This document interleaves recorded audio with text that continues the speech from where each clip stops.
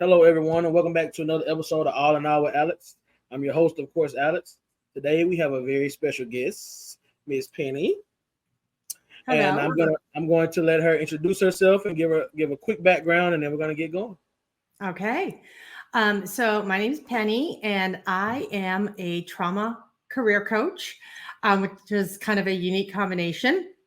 I have complex PTSD and decided that it would be best to step away from my prior career as a business executive to focus on helping other people who have also experienced trauma because I know how hard it can be to work with trauma. And so I've kind of taken career coaching to a different level because I think that people with trauma struggle at work, and I want to help you stay at work. All right, and that's very important because the world we're living in now. If you can't work, you can't survive. I mean, you gotta have Yeah, some kind of income exactly. coming in.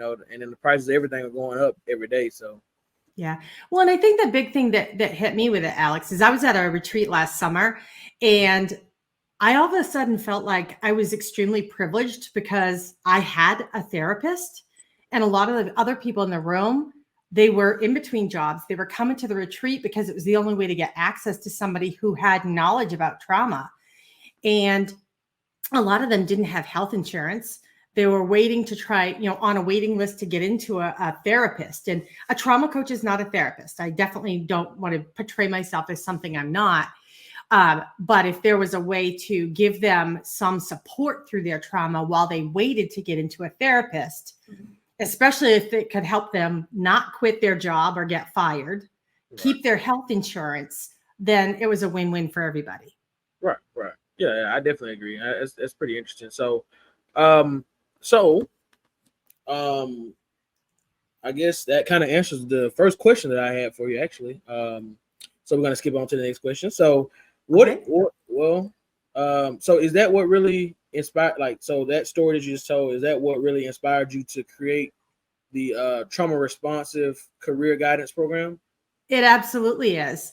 I went out on a disability leave. My mom passed away. I didn't even know I had PTSD at the time, and I went kind of circled down the drain, I guess you could say, for about a year, and decided I needed to step away from work, take a leave. And the program I put together is basically putting together everything that I did with my own therapist and with myself as I was trying to figure out how do I move forward from all of this. And so, there's a couple of different components that are in the program that I learned through my own treatment. And one of them, I think you see it, it's trendy right now online, is Ikigai. It's that Japanese philosophy about purpose. And to me, if you want to heal and get better, you got to know what your purpose is. And then the other part is it's called the 8 dimensions of wellness, because wellness every day is going to mean something different to everybody. But yet all of those, areas of wellness overlap and intertwine and impact each other. And so as I went through that process for myself and started talking to other people about it, that's when I realized that there was definitely an opportunity to help people look at how their trauma has impacted them at work. Because if you don't have the tools and the support to reflect on it, you're not going to necessarily be able to put all the dots together and figure out what really impacted you at work. And I know for me, I had a couple of big light bulb moments, and these elements of what I put together in the program really helped me to come to that conclusion. Okay. So, how do you feel that trauma, particularly complex PTSD, impacts an individual's career path and professional life? Yep. The biggest one is in the workplace, how you interact with people and what you have for expectations. And a lot of people don't understand complex PTSD versus PTSD. And both of them have a lot of stigma. So your PTSD is usually going to be based on a single event.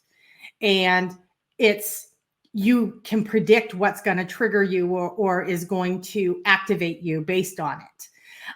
But when you have complex PTSD, often it started younger, and it also has interpersonal difficulties. affect dysregulation, which basically means I can't control my emotions, and this negative self-concept. Even if you look like you're very confident on the inside, you're not. And so to me, when you have those kinds of situations you're in the workplace and you're dealing with people with different amounts of power and authority over you, sometimes you don't know when or how to respond to somebody that you do or do not trust. You get sucked into drama, which for people with complex trauma, people think they have to tell everybody their whole story, and you don't. I share pieces of my trauma story, but I don't share it all with people unless I've really got an established trust relationship with them. And I think that for a lot of people with trauma, they're looking for validation from others. And we spend the most of the time that we have with our coworkers. And so it's easy to overshare.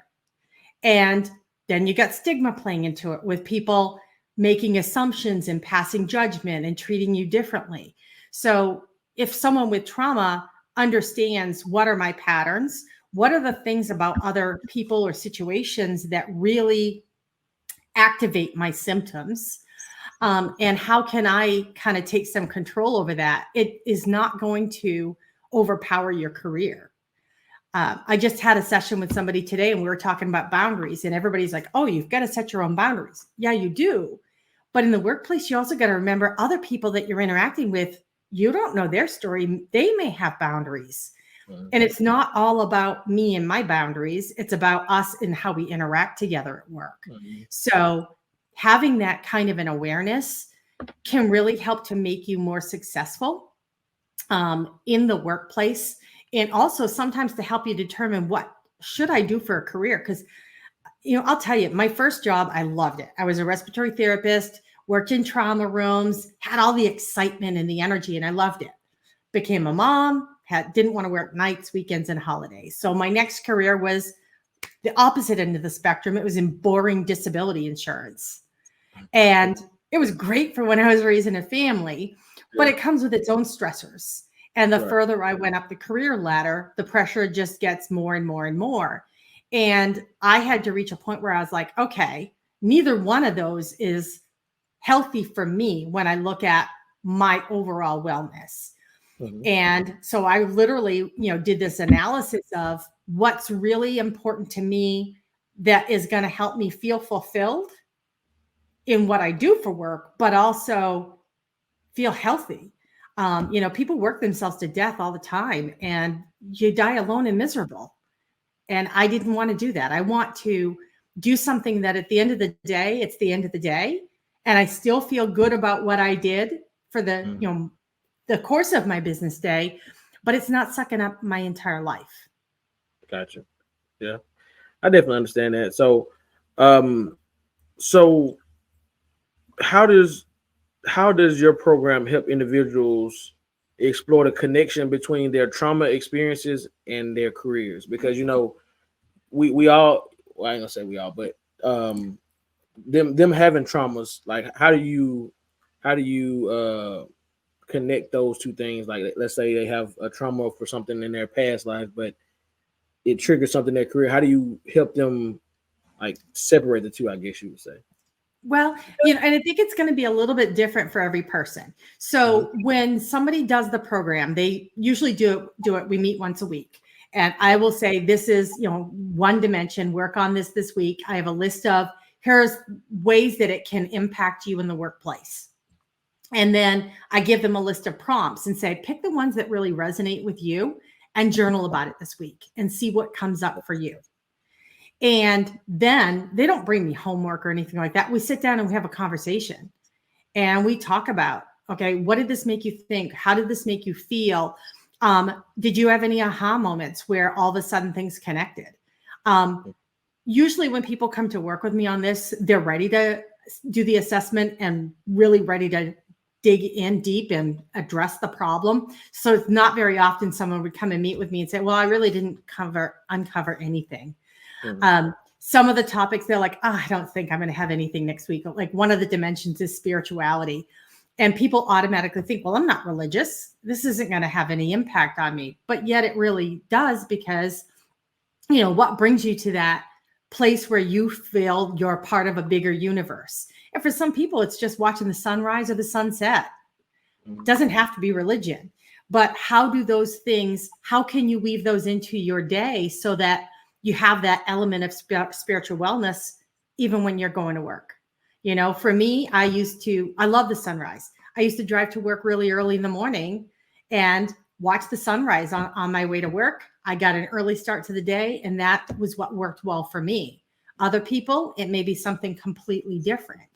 But some people may look at those 8 dimensions and think, they don't all apply to me. But if you really have a good conversation and you really think about them in a meaningful way, it's easy to connect the dots on a lot of them, because life is just complex, and those 8 areas really do weave into pretty much everything that we do from a overall wellness and life perspective. Because you've got, emotional, financial, social, spiritual, occupational, physical, intellectual, and even environmental. And I think a lot of people have their vision of what does each one mean, but it means something a little different to everybody. It's kind of like that. Everybody wants work-home balance, but work-home balance isn't any one thing. It's something completely different to every single person. Yep. You know, when I had little kids, it meant one thing to me, but somebody else who was in college or retired, it meant something totally different to them. So why should I assume what something means to me that it means the same thing to other people? So I really just give, the clients that I work with prompts and ideas to start them thinking. And then we have a conversation to really talk about, how does it impact them? And, people that work with me, I've had some that start and they're like, I hate what I do. I want to change jobs. And yet by the end, I had one woman, it was great. She was with me, and 6 weeks in, she's like, I used to call out once or twice a week. And I was like, whoa, you still had a job? But she told me, she's like, it's been 6 weeks and I haven't called out once. And I was like, holy cow. And she's like, the only thing that changed is the program and how we're going through and really looking at everything. Because she was going in with, these blinders on every day, thinking about it's just, I'm going to go in, I'm going to hate this. I don't like the people I'm working with. I'm doing this just for a paycheck. But when she started looking at how it impacts her whole life and how her life impacts her work, she really started to look at things differently. And, now the woman has trained for her supervisor's position. She covers when the supervisor's out of the office. She's on deck for the next promotion, and she shows up to work every day and even does overtime. Okay. That's an extreme example, and it's one I'm really proud of. Yeah. Because she had, some skepticism at the beginning, but she came to me because her mom recommended it. And it was so great to see what it did for her. Mm-hmm. And then I have other people who, may come in and think, well, I think I want to change, but I don't know what I want it to be. And so we look at the purpose before. We do this 10 weeks of talking about what you do and how it impacts your work. And then we do the purpose again at the end. And all of a sudden they're like, my sense of purpose has changed a lot. What I'm looking for is different. Mm-hmm. And so for me, that's exactly what happened. I was like, I don't want to do what I was doing before. I really wanted to find something that felt better for me and made me feel like I was making an impact for other people, mm-hmm. especially when I had that moment when I felt so privileged. It didn't dawn on me that I would feel privileged simply for having health insurance. And when it did, I was just like, I have to do something different. Right. And what do I have for, what do I love to do? What are my skills? What does the world need, and what can I get paid for? Those are the 4 questions that go into that Ikigai philosophy.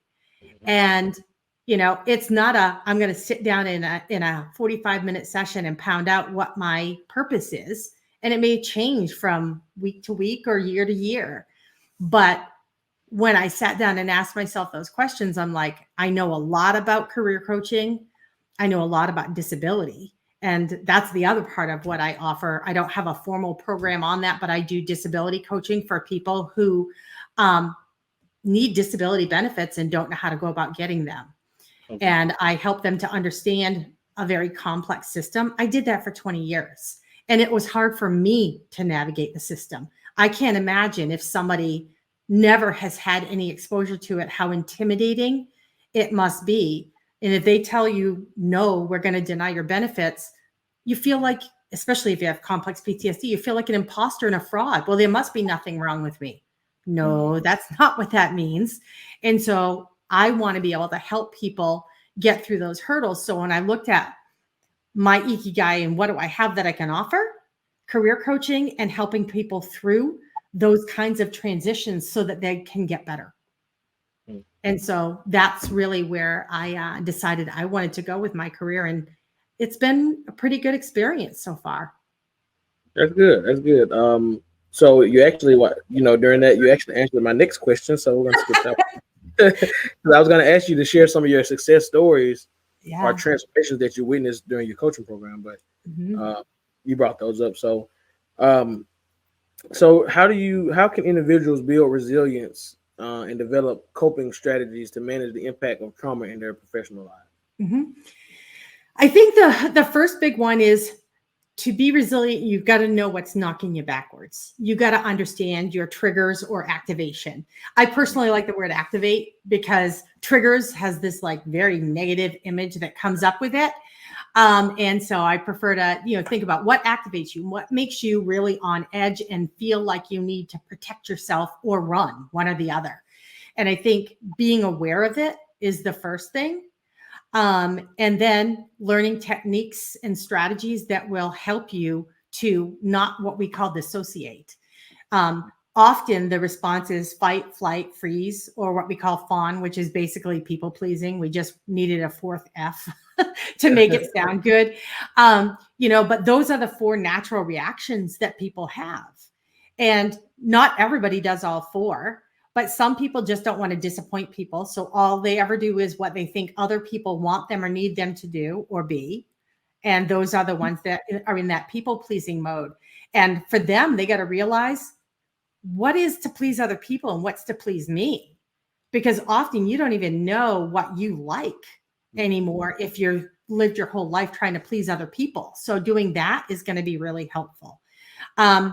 People who freeze, you got to learn how to handle conflict productively or know when to walk away. Because sometimes if the other person's in fighting mode and all they want to do is fight, it's not going to have a great outcome. So you got to know, when do I walk away and how can I have a productive disagreement if I need to? Flee tends to be when people have massive anxiety attacks.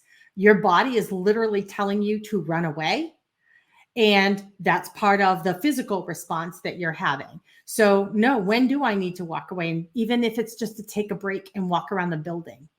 I had a guy, I go to the Dunkin' Donuts drive-through all the time and he knows what I do. And this guy was asking me, he's like, I'm having a really bad day. I'm really, really anxious. I don't know what to do. And I was like, you're totally activated. I said, when you get your next break, go walk around the building 3 times. And it was cold. It was winter in Iowa. And the next time I saw him, he's like, it worked. Fresh air, moving, it fulfilled that need for him to feel like he needed to run. Mm-hmm. And he went back in, kind of reset, started again for the rest of his shift, and it was fine.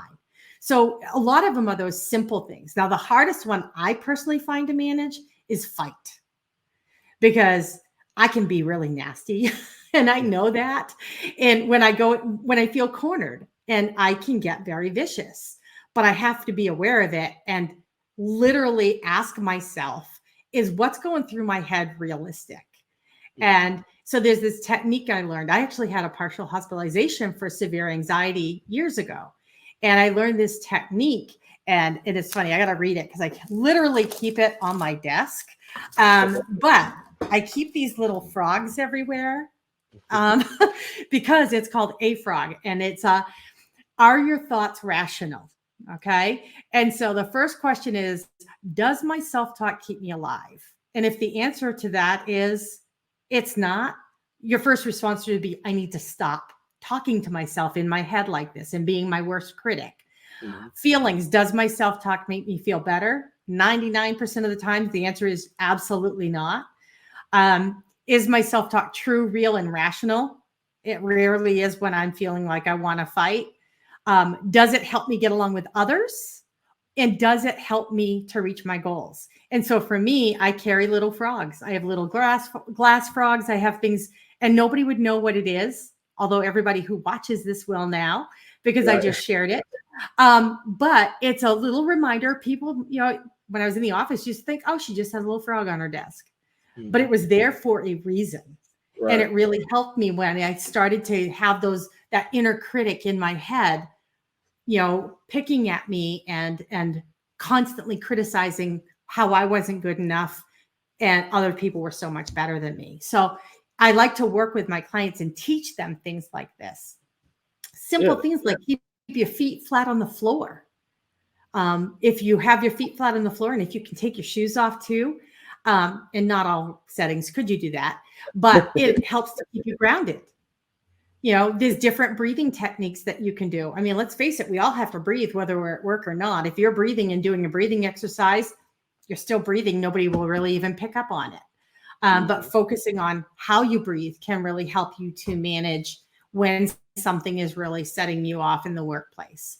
But I think rather than just working through the moment, thinking about why is this bothering me? And that's where the reflection comes in and the journaling to really jot things down that you think about. And even if you write the same thing 4 and 5 times over again, sometimes you'll get that pattern that will click. So as an example for me, I grew up in a household where my father died. I really couldn't count on my mom for a lot of different reasons. And I had difficulty trusting adults and authority figures because of that. And at my last job, I felt betrayed by someone I trust that was my boss. And I immediately went into dissociation, started to struggle, spiraled. And when I started journaling, I'm like, wait a minute, this isn't the only time this has happened in my career. There were 2 times when I had bosses that I greatly admired and trusted.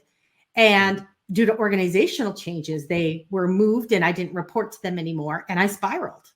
I happened to have something personal going on that was stressful. And you put it all together and it's like that perfect storm. So what did I do? I decided I absolutely have to leave and change jobs. I could not be there without reporting to that person.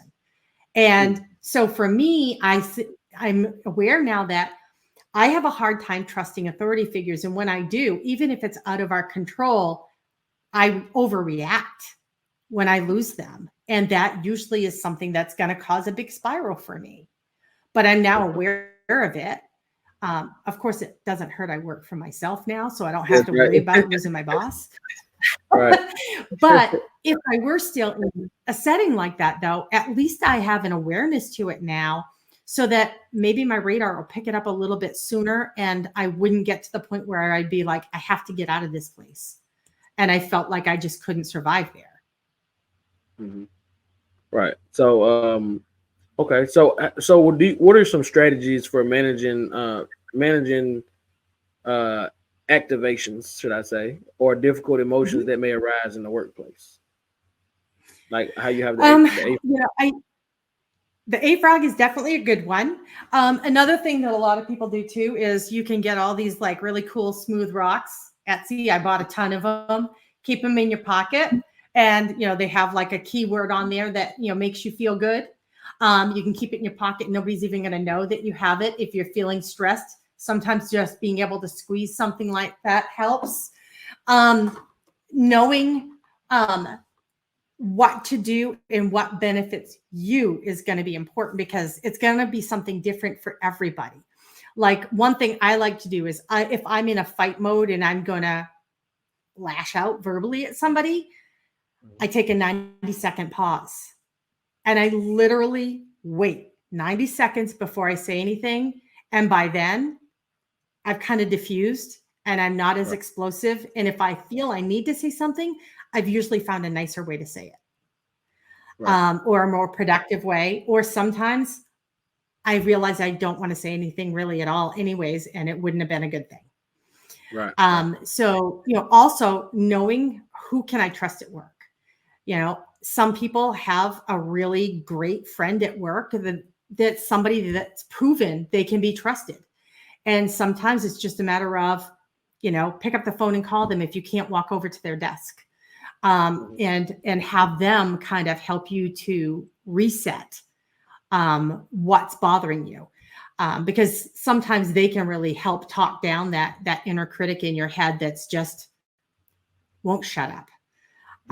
But breathing is a really big one that helps a lot of people, because when we get anxious, when we get triggered, we tend to breathe really fast. And it just doesn't serve our bodies well. So one of the things that I like to say is smell the roses, blow out the candle. If you breathe in through your nose and blow out like you're blowing out a candle, it will help you to get control of your breath, and you'll do it slower. The ultimate goal is, a lot of people do box view, are trying to take a breath in, hold it, a breath out and hold it, so that it would literally be a box if you were able to draw out how your breath was. Holding your breath on both ends is a little hard for some people. So I say it's okay to start with a rectangle. Nice, slow breath in, hold it as long as you can, blow it out as long as you can. That's the hard one to hold for me, at least. And gradually you'll get to the point where you can do it, more in that box breath, and you'll feel a little bit more control. But I mean, sometimes there are going to be triggers that you have to ask for an accommodation. So as an example, my father died in a fire. I see smoke or hear an alarm, and I immediately go into screech mode. And so for me, a simple accommodation when I was in the office is just let me know when we're going to have a fire drill, so that at least if I don't know we're having a drill, I know it's the real thing, I will get out of the building, but I won't go into screech over a fire drill. And so that's a very simple accommodation. Sometimes people just can't deal with a lot of noise. Don't put them in a cubicle that is next to a bathroom that has a ton of traffic. Put them in a corner where it's a little bit quieter, and they're not going to have the distractions that bother them as much. So I think knowing what does activate you is going to be a key part of figuring out how do I, minimize or eliminate that in the workplace. Okay. So, what role do you feel like therapy or counseling can play in conjunction with your program? Oh, I love that question. That's a good one. I kind of view us as a team, as I like to put it, because I try to network a lot with therapists. I try to talk to at least 2 new people in the mental health field every week on a Zoom chat. And I like to put it this way to them: there's enough trauma to go around for all of us. We don't need to compete. We can work together and help people together. The third leg I like to see is that there's somatic experiencing, people who address what we hold in our body as far as trauma, because trauma also tends to make a lot of people physically sick.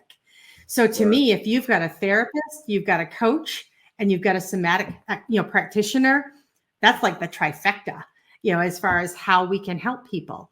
But if someone can't get a therapist, working with a coach can, bridge that gap to help them get better. And then you can still work with them, because a therapist is going to work more on the problem that happened in your past, whereas a coach works on the behaviors that you have because of that past trauma going forward. And so I kind of look, doing the career coaching piece, I like to look at it as, even if you could cure the trauma, if they've had it impact them career-wise, I can come in and kind of help clean up the carnage behind them, because we burn a lot of bridges when we have trauma. And part of what I do is help people. How do you get your reputation back? What are some actions that you can take to clean up people who are like, ooh, I don't want to work with that person anymore because they were really unstable before. So how do you kind of reinvent yourself? And I think having somebody who's been through those kinds of experiences can really validate what you're feeling. And that's a big part of how I work with my clients, is I like to validate what they're experiencing with anything that I can. There are a lot of traumas I can't relate to. Can I work with them on work-related stuff? Absolutely. But if somebody had a trauma that I have never experienced anything like, I may suggest they work on trauma coaching with somebody who has experienced something similar. Because I never want to portray that I've experienced a trauma like somebody if I haven't had anything remotely comparable. Right. I think that would be insulting to them, and I would never do that. But we all talk to each other. So I'm like, oh, you have religious trauma? I have somebody I can refer you to. Or if somebody has been sexually assaulted, I know who I could refer them to. Again, you got to connect with the right person and have it be that I feel a connection with them. But I can work with somebody who's had work-related trauma, who's been bullied. That's a big thing I do a lot of work with now. Who's had a death of a parent, or who the word I like is parentified. At 9 years old, I kind of took over raising my mother because she just didn't have the capacity to care for herself, and my siblings and I took it on. So there are things that I can relate to. That's why I always, and all of my peers, we always offer a free discovery session where you literally talk to us a little bit about what happened to you without, you don't have to tell your whole story, but in a general sense, what happened and how is it impacting you today, to decide if I'm the right person to help you and if you feel comfortable with me. Right. Okay. So, how do you feel individuals can cultivate a growth mindset and reframe their trauma experiences to turn them into sources of strength and resilience? Yeah. Well, I hope that sharing my story will definitely do that for some people. Because, I took what were some pretty bad experiences and said, what can I do to help other people who are in a similar experience? But I've seen other people, I think of a girl that I grew up with who, she had a very abusive childhood, and she ended up becoming a counselor for young girls who have been sexually abused.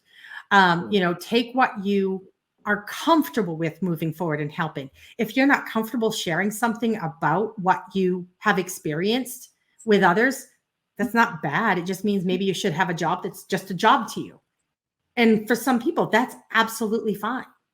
And I don't ever want to imply that everybody's career has to be their big purpose in life and their do all end all that they're going to be satisfied with until they retire.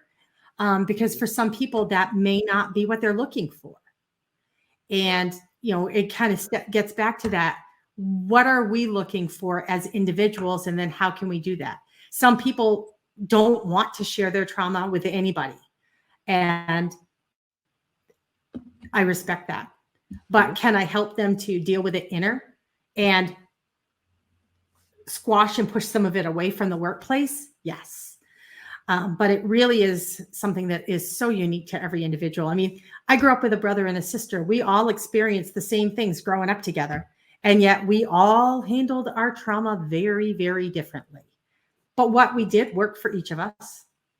And, my brother has passed away since, but my sister and I, we can talk about it and respect that we remember things differently. We experience things differently.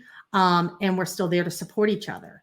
And so I think acknowledging that what traumatized me may not traumatize other people is really important. Right. Yeah, I would definitely agree with that. So, speaking of things like that, I mean, people, that went through traumas, they have to, I would say they would have to move around a little bit differently. So, what do you feel are some common misconceptions of people that dealt with trauma? Like some common misconceptions that people would say about those people? Yep. Stigma is rampant. And sometimes we're only our worst nightmares as far as stigmatizing ourselves. I think one is that we're a wild card. People think of, oh my gosh, you have PTSD. You're going to explode at some point in time and be a danger to the people you work with. That is like only seen, in real life. And I mean, it's in the movies, really. It doesn't happen in real life that often. I think that people think that you can never heal from it. The memory and what your body retains may not go away, but you still can move beyond it. And I think people think, once you're unstable, that you're always going to be unstable. And I definitely don't agree with that. And that's been something that that's where that rebranding kind of comes in, helping people to clean up their reputation. And sometimes knowing, okay, you're not going to clean it up in this industry. They're a little too close knit and gossipy, but what can you do to move forward to find a new community that's not going to judge you based on past behaviors? I think that,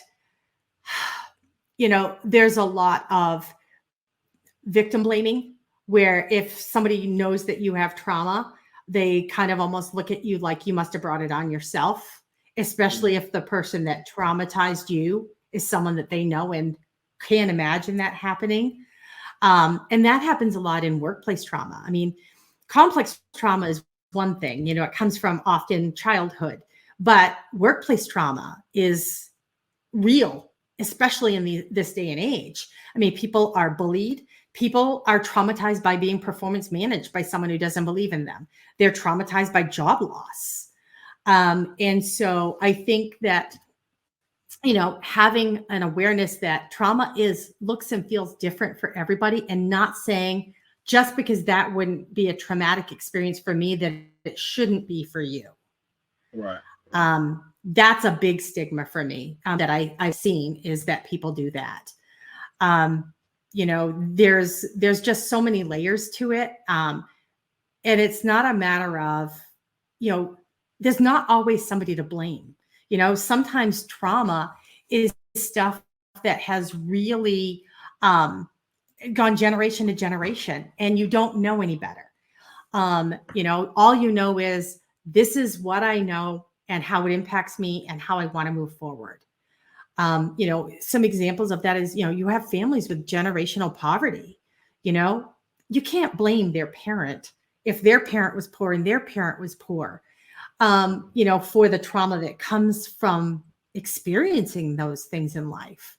It doesn't mean it's not traumatic, but there's not always blame to go around for something that is traumatic in life. And I think that is one of the worst stigmas of all. It's funny. I like to listen to music and think about, what are they thinking when they write the lyrics? And my daughter is really into Boy Genius right now. And they have on the record, the first song is called Without You, Without Them. And it's about learning about the generations that come before you. Because even if you never met your grandparents, your great grandparents, there are parts of them that go down and trickle into your life. And they're not always sunshine and roses. A lot of it is baggage.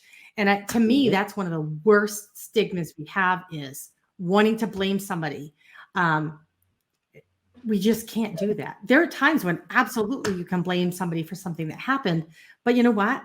We don't know what happened to that person that made that person behave that way. And, pick up your trauma, figure out what it is, deal with whether you can accept it, whether you can forgive.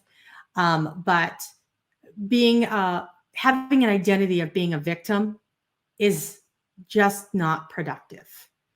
And, for my family, that was the identity my mom was most comfortable with. She had a lot of reasons to feel like a victim. I absolutely would never have wanted to walk in her shoes. But I chose to not be a victim, because I saw how hard it can be to take on that persona. So, so let's just say hypothetically, so let's say somebody was a victim. They did have somebody to blame for a situation. Let's just say it was their parent that traumatized them. And they've got to a point in their life to where they've forgiven them, but that person still does things to traumatize them to this day. How can somebody? That's a really hard one. Boundaries. And sometimes those are the hardest thing to create and maintain. But boundaries are really, really important. It is extremely difficult to heal from trauma that is ongoing. And for that reason, I really would hope to see that person have access to a therapist, because I think that they're going to be the best resource to help them figure out what is the best way for them to move forward. Because being in the throes of ongoing trauma, makes recovery a lot harder. It doesn't mean it's impossible, but it is one where I think you need a team. You need a little village there to help you through it, because that's one of the hardest battles there is. Right. Okay. I just, as you were talking, I thought about somebody that I know, and we were just having that conversation today, and I was like, let me just throw this in there while I'm thinking about it, while it's on my mind. So, I'm glad you did. Yeah. I wish I had a nice tidy answer with a bow. Yeah, I know, right? It would definitely be great, but that's part of life. We learn as we go, and everybody's situation is clearly different. How they react to each situation is different. So, it's it's just one of those Good things. friends So, can make all the difference in situations like that. So at least your friends having the conversation with you, and hopefully they have a good support network, because it really is critical to have people you can trust.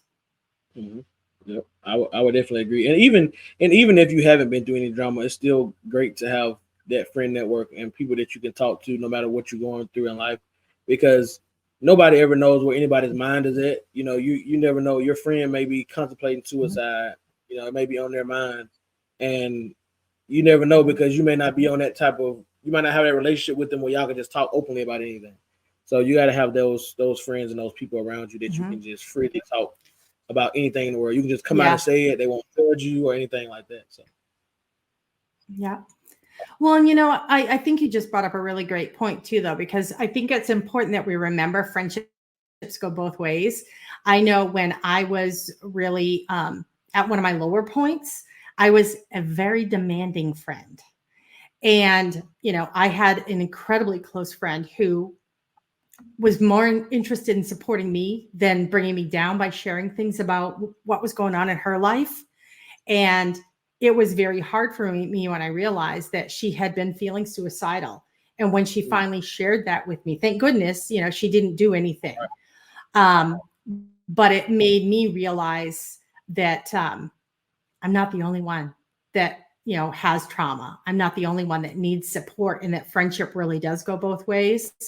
And I kicked myself a lot. I wish she had shared it with me earlier, but I was so wrapped up in my own problems that I didn't even pay attention to what was going on around me. And we've worked through that, which is great. But it was very emotional for me to realize I've been that selfish. Yeah, I mean, and that's part of it, because you're living your own life, and you're in your reality, and you see the things that are going on that scope you, and that make you feel a certain way, and so it's hard to focus on something else outside of that when it's right there in your face and you're dealing with it on a daily basis. So I can definitely understand that. Yeah, definitely. So only a couple more questions before we get up out of here. I'm going to ask you, let's say, so what do you feel is maybe the most rewarding aspect of everything that you do? Ooh, I had a former client say to me last week, I knew Mother's Day would be hard. I sent her a little email and just said, hey, just checking in to make sure you're doing okay. And she gave me a great response back, but she said, when I start to have, rough times, I stop and think, what would Penny be saying to me right now? And I move forward with whatever I believe you'd be telling me or giving me for advice.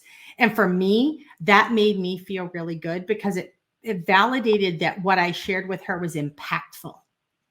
And I don't share all the same tips with everybody. I try to do what fits that individual person. And so for me to have people think about working with me in a positive way when they're no longer even working with me tells me that I made a difference.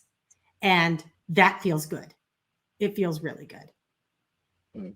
That's good. That's good. I mean, that's anytime you can make a difference in other people's lives for the better is definitely a great feeling. It makes you feel better about yourself and makes you feel like, hey, what I'm doing really matters. So, Mhm. um, But I think what's most important for me is how it actually makes them feel. And no, it's my admin used to say to me, "Oh my God, you get so excited about giving people presents or prizes." And it's like, I feel like I'm giving them something. And mhm, they're getting to experience the joy of knowing how to handle their trauma better. And right, that's what I really like, is seeing right, them be able to do it on their own. They may be asking themselves what I'd say to them, but they're doing it themselves. And yeah, that gets me really excited. yeah, definitely, definitely, and it saves them a lot of you know, especially if you're able to help them, it saves them a lot of therapy sessions. Because they can relate more with you because you've been through trauma, and so you're speaking from experience and not more so just trying. I mean, therapy is good. I'm not saying that it's not good, but a lot of times they haven't been through trauma, so you've been through it and you've learned how to cope with it and or certain things to help you be able to live um, a normal life. So I mean, it's probably easier for them to relate to you. Yeah, I really think it is. And all of the trauma coaching programs that I've seen, all are experiential, where you literally take your own experiences and learn how to almost trauma coach yourself as you are learning to have the knowledge and skills to be a trauma coach. And I think that that piece of it does make it much more impactful for the people that you work with. Hmm.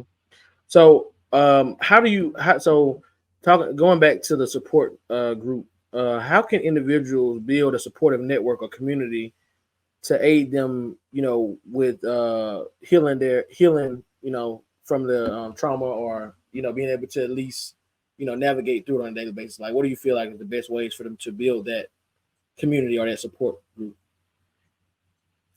Well, I think of there are a lot of different community groups that are available to help people with trauma. Mhm. Um, I know another coach who is actually putting together an online community, and if anybody's interested, I would definitely be comfortable pointing them in her direction. She is in North Carolina. But there are a lot of other groups that are, some of them are very specific to different types of trauma. I know, as an example, the Workplace Bullying Institute has one that's called Safe Harbor. And I'm on their list. Last month when they had, or yeah, this month when they had their May meeting, I was the guest speaker and showed up, and I was blown away by how we literally talked for 3 hours, and it was very productive conversation about experiences and how they can respond to them. Okay. But I think at different points in their life, people may want a community that's people that are strangers, and other times they may want a community that is people that do know them well, depending Right. on where they're at in their life and in their healing process. But I think that there are some great resources available. You just got to know, what is my trauma and where do I identify as a group that I'd like to talk to. Because I mean, there are some obvious ones for survivors of sexual abuse and religious abuse and things along those lines. There aren't as many for people who lost a parent when they were a young child. Right. Those things are available for kids today, but they weren't when I was a kid. Hmm. But I think it's a matter of, talk to your healthcare provider, look up what may be in your community. If somebody gets stumped, send them my way. I'll do some research and help them find what may be available for them. The beauty of having things available online now is that a lot of support groups are available online and are available to people worldwide. And Hmm. that really does help a lot too. Right. Right. So, last question. What are you? Where's next for you in your journey? Um, I just got the book out a couple weeks ago, so that's, I think, a big part. I'm really just looking to build my client base and to help people. I'll be very transparent. I believe I'm cheap for what I do. There's a lot of people who charge thousands of dollars for career coaching, and I charge a visit. 10 visits, and then after that, if people stick with me, I drop it down to 50. And you don't have to meet with me every week. If you can't afford it, we can do periodic here and there, whatever works. So I just want to continue to get the program out there and help people and, see where it goes from there. I'd love to get to the point where I have to actually train other people to do what I do. When I first pitched my idea to some leaders in the industry, that's the first thing they said is get ready to scale because there's going to be a lot of need for it.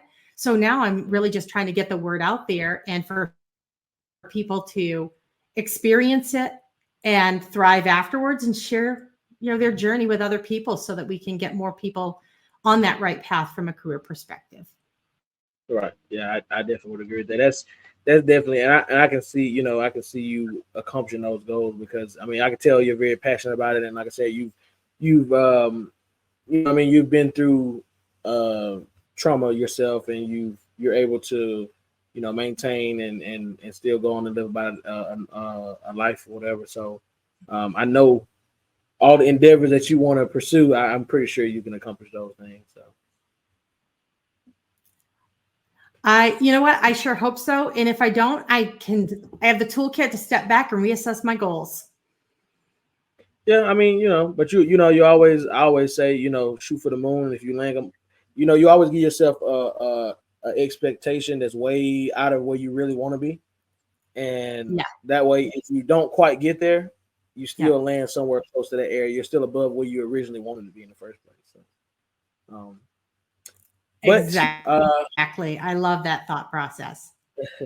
I won't hold you much longer. I definitely appreciate all your time, and I appreciate all the information and everything that you've shared with the audience. And I hope that they, reach out to you, and reach out to you and just at least have a conversation with you. You never know how one conversation can change somebody's life. So I definitely hope they reach out to you, talk with you. I'll put all your information. I'll get you to send me all your information. I'll put everything in the description of the video and everywhere. Perfect. So that way they be able to contact you. And so any last words that you want to leave for them before we get up out of here? That's great. I think, my big saying is don't let past trauma determine your future. We all have varying degrees of traumatic experiences in the past. Mm-hmm. Figure out what you can do and learn from it, and know that you keep the momentum going forward. And that's winning. That's succeeding and conquering whatever trauma happened to you. So that's really where I'd like to leave things with everybody. Okay. Well, once again, thank you for your time, everybody. You all have just watched another episode of All In All with Alex, and we'll see you guys on the next episode.